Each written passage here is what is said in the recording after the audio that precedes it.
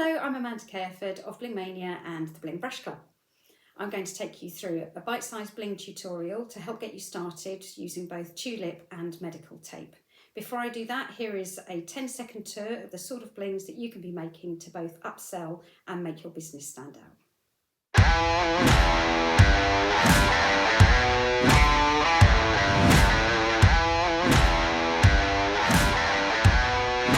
Are you ready? So you will need some basic tools to get you started. The absolute minimum would be a gem picker. If you don't have one of these, then you can use a toothpick with a little bit of sticky tack on the end, which is just as useful. And it's actually very good at picking up smaller gems because you can mould the tip into a little point to pick up the little tiny gems, which makes it easier. Small nail scissors for trimming your tape. A pair of tweezers is always useful when you're putting in small items.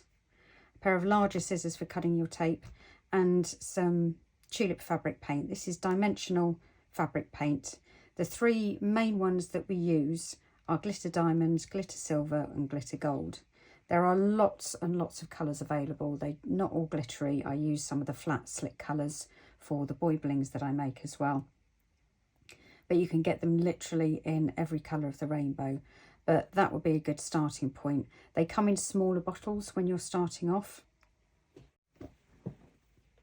which are that sort of size. They're 1.2 fluid ounces. So they're best to start with. But what you need to make sure they have is the pointed nozzle. If you see them with the flip top caps, it won't have a pointed nozzle. And we need the pointed nozzle because we effectively draw with that nozzle. Medical tape. This comes in A4 sheets or A5 sheets and is available from most of the gem retailers. It's double-sided, which means that you can peel off one side to stick the gems on and then it's ready to stick on the job. I don't use sheets because, as you can imagine, it's very sticky and you get stuck to it and your gems get stuck to it as well, where you don't particularly want them. So the two things that I do is I either cut it into strips. I have a small craft guillotine that I use for that. And then you can peel back a section at a time, fold it and do it like that. Some people use the A4 sheet and peel back a piece at a time, but I find that it's then very difficult to cut out. You spend hours cutting it. So I would either go for strips, or my favourite method is to actually cut shapes. So I cut strips, I then cut a square, I then cut a triangle.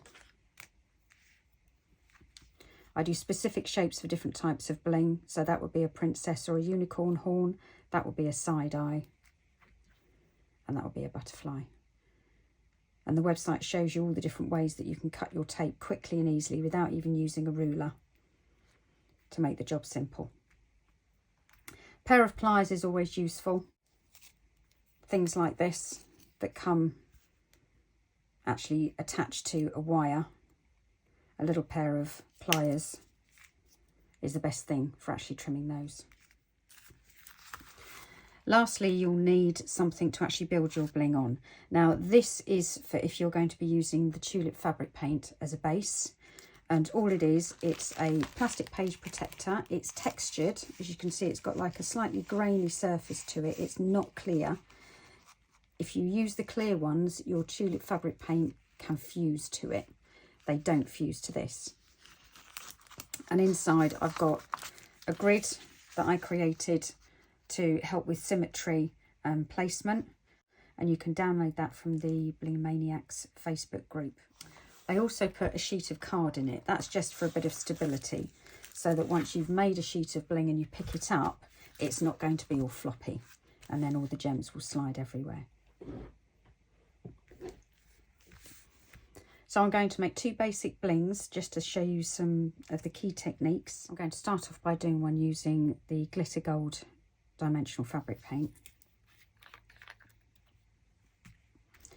And the grid is here to help you with symmetry mainly, but also placement of the gems. Now you can use this grid either portrait or landscape.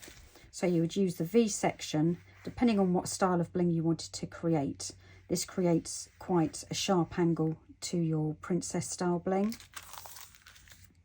And this obviously gives you a wider angle. So you can choose which way to do it. I also produce all of these downloadable templates to make the tulip creatures easy to make, because you've got a guide to follow. So starting with our princess bling, I'm going to turn this landscape and use this shape here. And I always start with the same basic shape.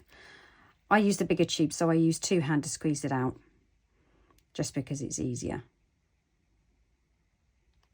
And I always start with a blob in the middle,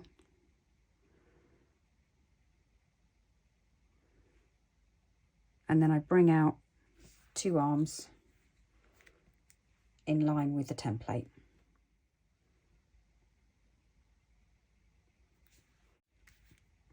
So that's the basic shape that I start with.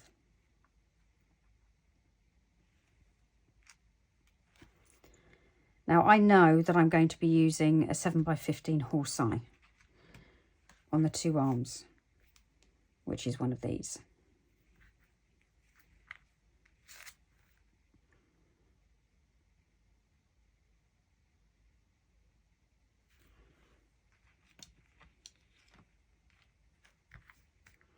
And using your gem picker,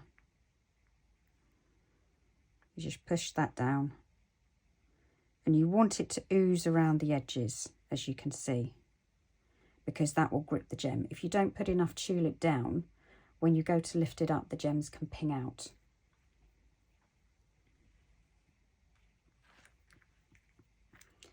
I'm going to put a flower in the centre. The other thing that I have on the website is a section on search terms for gems, because there are so many different things you can put in to find what you're looking for when you've got all the different metal pieces and the different sizes of gems. So some of the basic terminology you'll need. So this flower might be referred to as a cabochon. These shapes are horse eyes.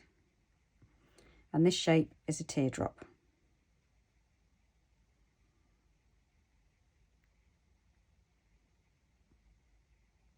So I've got my basic princess shape. Now, if you want to, you can leave it there. But I'm going to add a few extra little bits. So once you're comfortable with how you squeeze out the tulip, you can start adding in little drips, or you can add in loops. So I'll do both just to show you. And again, you can use the grid to help make sure it's reasonably symmetrical. I'm going to add, you just have to make sure when you're adding bits like this that the tulip is touching the previous place. And then I'll put a little drip coming down here, which is just a line with a little dot at the end.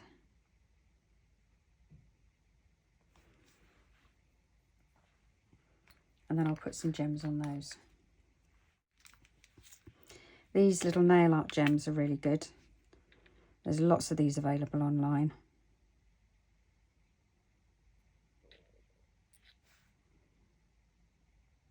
And this is where your gem picker with the sticky tack, blue tack, can come into its own when you're picking up the really tiny gems.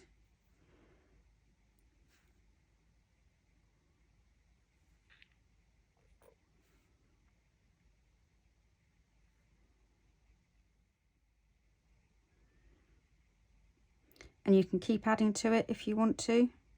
I'm going to put another couple of small ones up here.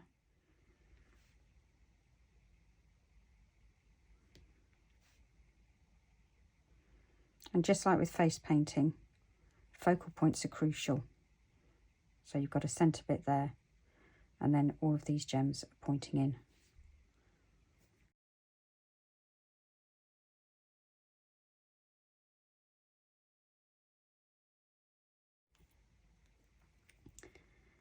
So these are some examples of other ones that I've made.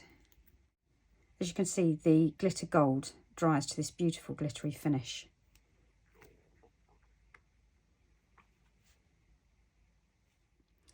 So moving on to the medical tape, and I'm going to use one of my pre-cut sections.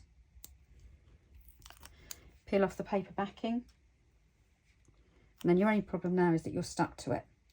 And the easiest way to get unstuck is by sticking a gem on. I'm going to actually build a unicorn horn with this one.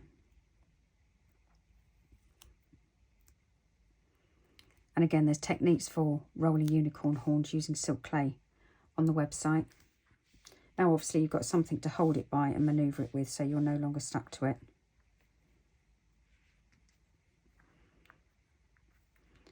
And then I just build using different gems. That one's a teardrop. These are leaf sequins.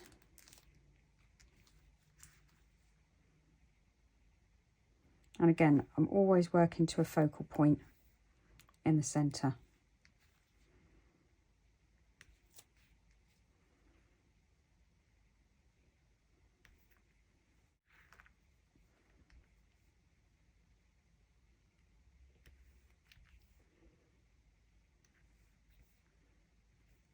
Now, one of the things you will find with the unicorn horns is that the silk clay, which is an air dry clay, so it's very lightweight, but it actually doesn't stick very well to the tape. And as soon as it's moved off once, it leaves almost like a dusty film, and it then won't stay stuck.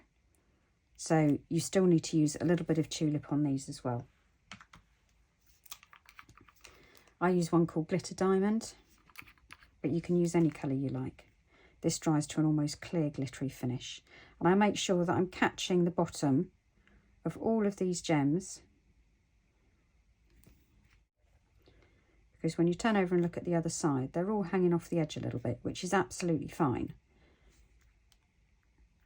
But that just makes sure there's no chance of them pinging off. And then I'm just going to get a flower cabochon, pop it in the middle. I often like to finish off my unicorn horns with a little sequin, which is a unicorn.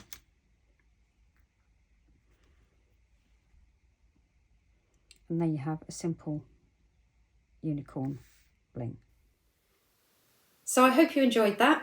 That's the basics for creating tulip and medical tape bling.